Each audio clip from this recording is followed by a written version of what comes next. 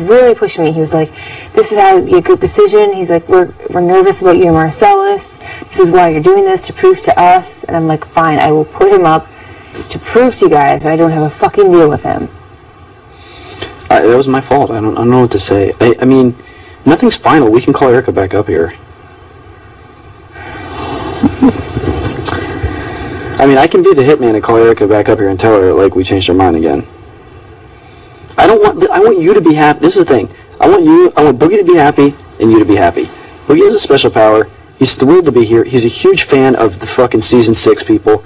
He does have personal vendetta against Marcellus. What does he like the most out of season 6? He would call me all the time. You understand? Boogie is a big Brother fan, but he doesn't want people to know because it's super nerdy to like Big Brother, kind of like you. Yeah. So he would call me up and he's like, dude, there's this guy. He's like, he kind of looks like you. He's tall. He's thin. You're way cuter. Thank you. And he's like, and he's kind of snaky, and he's like you, and I'm like, great, don't call me about this shit, Boogie. Mm-hmm. And because we would always talk about, we talk all the time, and then he calls me up and he's like, yeah, you're not gonna believe this, like the super hot girl is yelling bye bye bitches at the other fucking team. He's like, this season is off the hook, dude. And because he watches Boogie was so obsessed with season 3, he started dating Kiara before the show was over. He just like went there and met her and was like, we're dating, and she's like, okay. And they're like dating out, hanging out with them, we're kidnapping them from fucking the sequester. It's crazy. So then he's like, yeah, there's this guy, he's got Hardy's body, but he's funny like us. He's got our personalities, Hardy's body. So he was a huge fan, and then rumors started of All-Stars, and I was like, dude, it's All-Stars, and he's like, you've got to get me on. You've got to get me on. He's like, you don't understand, like, he goes, it was my destiny, like, I was robbed my season, I was playing for the wrong reasons. He's like, it's my destiny to be in this game. And I was like, I can't, dude, I can't get you on, I'm not doing it.